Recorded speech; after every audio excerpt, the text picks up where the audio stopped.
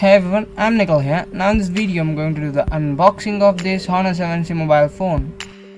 At the top we have the specs of this mobile phone. At the back we again have the specs of this mobile phone but in a detailed manner. And here it says it's made in India. So let's open the box and see what we have in this. At the front we have the mobile itself, as you can see. Let's lift it up. At the front we have camera and earpiece, as you can see. At the bottom you can see the Honor logo. At the right you have volume rockers and power button. At the back we have cameras, fingerprint sensor and Honor logo. At bottom we have 3.5mm jack, speakers and micro USB. At left we have the SIM tray. At top we have nothing. Inside the box we only get this travel charger and micro USB cable.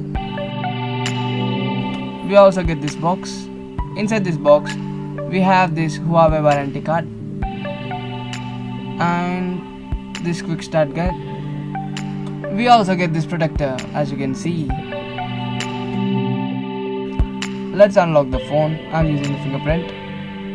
And this is the 720p HD screen that you get with this phone.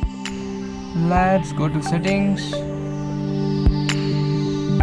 system, about phone, and we get Android Oreo out of the box.